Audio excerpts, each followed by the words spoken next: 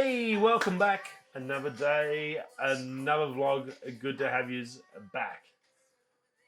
So it's Tuesday, shift night, shift change night for me. This is a good night. Sleep. I'm definitely needing this swing.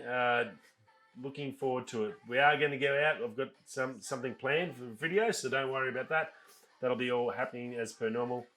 Got the washing in the washing machines. That's the first project. Get back, talk to the fams, talk to little Jack, catch up with little buddy. That's the main thing. And then come back and catch up with the rest of my family, you guys. Hope you're all well, wherever you are on this planet. Big day tomorrow night. Huge things this week. It all kicks off really tomorrow night at about 1 a.m. We've got a fair bit on. Let's get into it. I'll talk a little bit more about it as we go. Now, DJI today on YouTube put up a event. They got one coming on the 15th, so that's Thursday, the 10th at 11 a.m. Perth time. That's going to be, now, there was a little teaser a while back, and it looked like some sort of arm, and there was sort of, is it a drone, is it what? There was a couple of things from some reliable sources said it was a new gimbals. The gimbals will come first. It looks like they were right. Looks like a carbon fiber and I guess it's just a normal aluminium type gimbal. So I'm assuming they're the brand new Ronins, probably the a Pro and a basic standard version.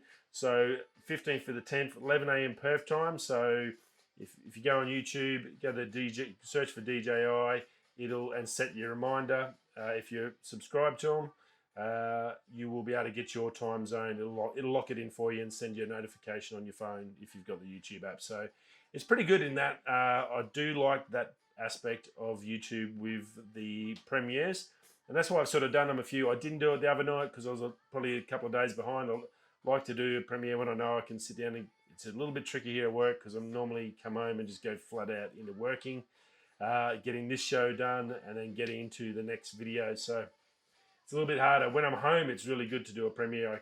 Friday night, I can just sit down because I've had all day to get all my other stuff done and just watch a video with you. So I think it's good, and it gives you that time zone. You don't have to think oh, okay, it's PDT. What's That's Pacific Daylight Time. All right, I've got to get that to, what's that in Australia time? So yeah, it's a good way to just set yourself up and watch it. So that should be pretty cool. DJI's got some great, excuse me, gimbals with the Ronin range. So I have no doubt these will be the next best thing in gimbal technology. So very, very cool. Catch up with that one.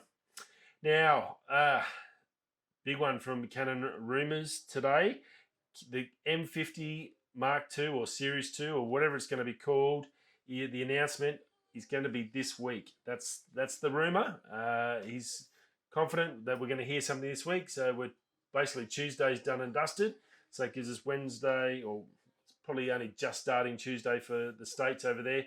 So it gives us Tuesday, Wednesday, Thursday, Friday, 4 days to hear about from Canon. And maybe we might hear some other stuff. Wouldn't it be great if we get some lenses and everyone that has an M series like me could have a big sigh of relief? Because I think the news we've had lately has been all bad.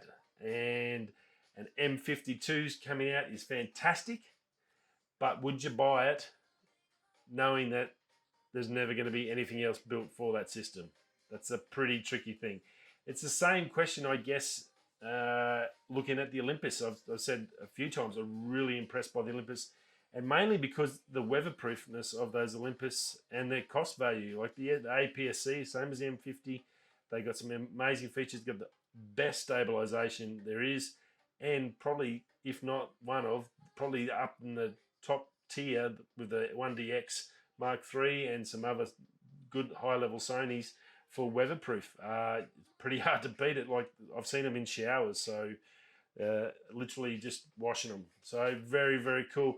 So, but you don't know whether to jump in on them because what's going to happen next year once they come out to release cameras with this new company? How's it going to go? So that same thing, I think Canon, if they're going to release the M50 this week, if they don't have a zoom lens for it, like a 2.8 zoom, a pro level zoom lens for that M range, that system's pretty much dead in the water. It doesn't matter what bodies you got.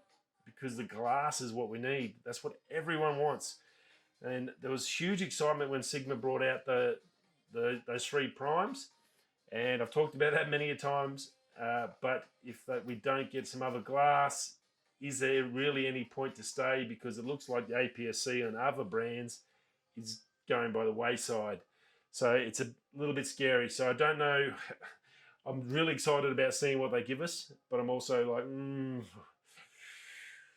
this is it. This is going to be it. I'm now going to work out where I'm going to go, what I'm going to do. And the other thing is those Olympus deals are still on. You can get that pro level Olympus for $2,000 cash.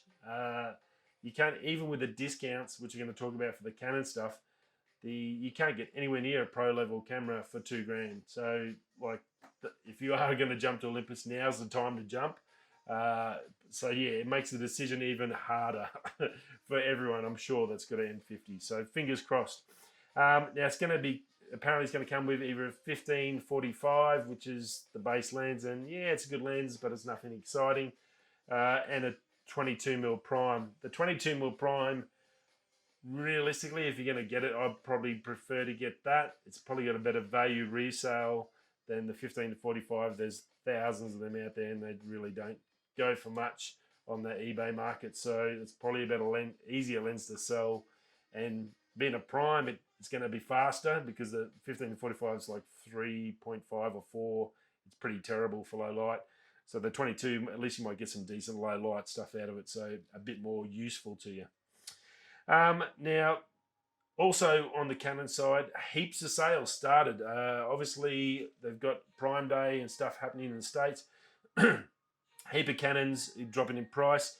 Canon rumours said through their links that their 5DSs and the 5DSR dropped down all the way down to $12.99 and $14.99, which is crazy. That's a 50 megapixel camera. It's a DSLR.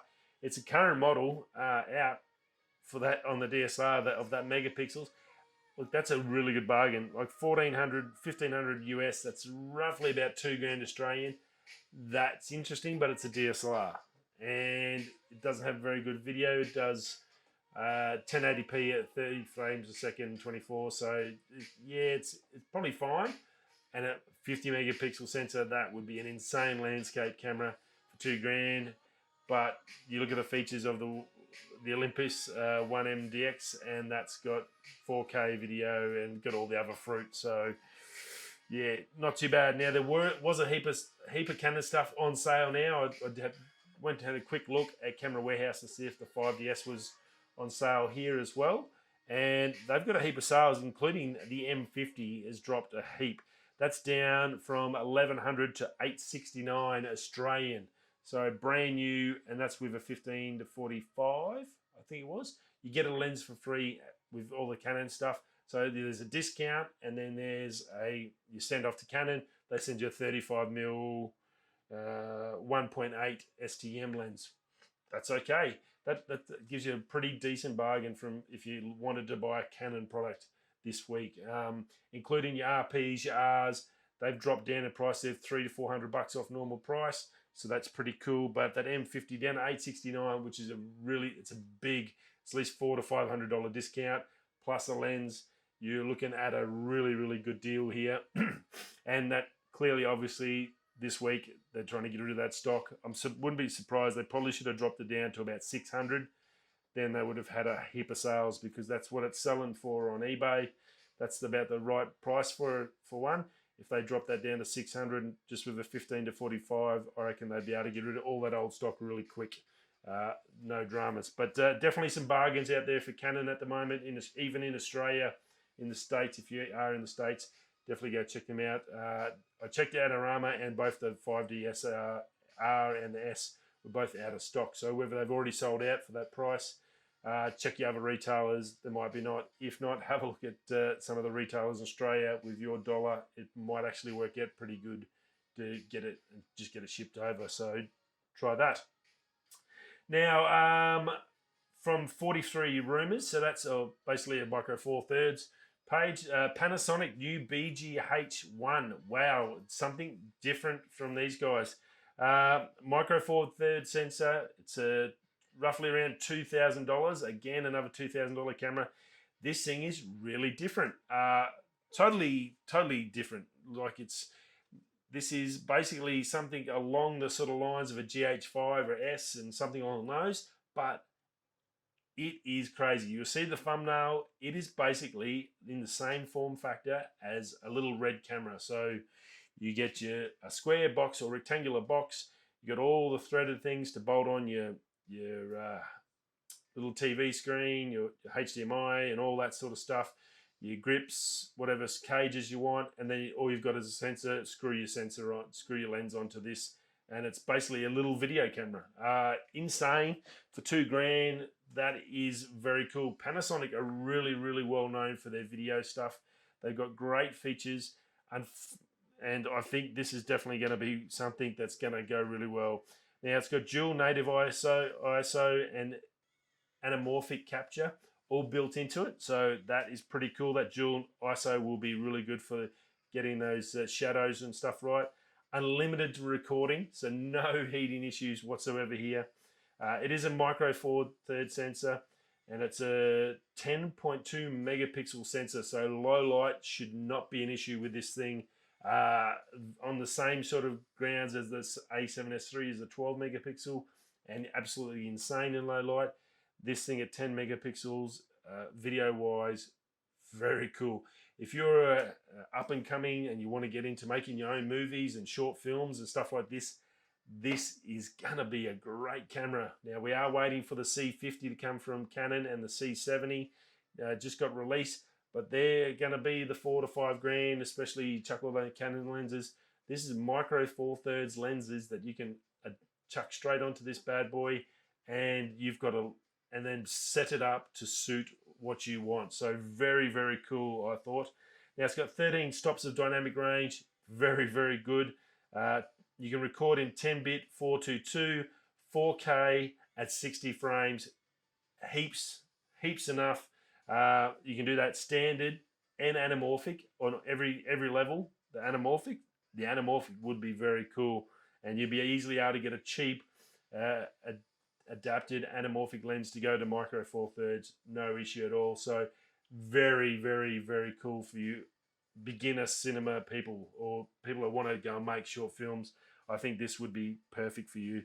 As I said, very good low light, and only 545 grams, which is insane. So it's going to weigh probably the same as an M50 A7C, that sort of range, but a little box. So you can imagine that it's going to be crazy. I'm assuming it's going to be around maybe something like an Apple TV box or something like that. That sort of form factor, but a little bit more square. Very cool. I reckon that'd be pretty close, but a little bit more square, not as rectangular, a bit more rectangular, sorry. But it's going to be like that, and maybe this high. Very cool. Definitely check out this. Now, the only issues, no IBIS, and it's contrast focus. But it's a video camera. It's ridiculously small, tiny, straight. This is cinema. It's going straight on a gimbal anyway on a brand new Ronin. Ronin's coming out. Grab yourself one of these, a brand new Ronin. Go build yourself a cinematic empire. Very cool from Panasonic, and I think this will do very well, and I think they've taken the right approach. They obviously realise they're good at cinema, and this is a good chance for them to get a good chunk of that up and coming creator market, the YouTube market, where they want film. They're not worried about photography. They just want film and something small, light, cheap to do film. They can do the stuff, and this will be that one. So you'll see a lot of this on YouTube, I guarantee. Apple event, 1 o'clock in the morning tonight. I'll be up. So tomorrow, after I get some sleep, I'll try and do a show tomorrow if I can and get it ready so I can get all the info out about the new Apple stuff tomorrow. Also tomorrow around lunchtime, the Nikon Z6 and Z7 Mark II get released. So huge day tomorrow, starting off another big week in October, or Techtober as they call it. So very cool. Lots and lots happening. I've got to pack a bag, get sorted, get my washing, get dinner, have a shower, and all sorts of fun stuff. So I go shoot the Milky Way tonight. It's up early, but then by about 10 o'clock, 10:30, it's going to be off the horizon. Moon doesn't come up till about 3, so if you are in Perth and you wanted to get out and shoot some astro stuff, it's good because it's an early one. You can get out early and come home before midnight and get some sleep. You'll have plenty of film in the can. So go check that out. I will see you all hopefully tomorrow. Shouldn't be a drama, I think, to get it up and done. And if not, I'll see. If I miss you tomorrow, I'll see you Thursday. Rightio. Whether you're coming that way, I'll catch you tomorrow or Thursday. No, tomorrow. Let's do this thing. Let's push ourselves. Why not? Rightio. Don't forget, Road Reel. Go vote. Go vote. Kendra Sausage Rolls. Check it out. Right. Peace.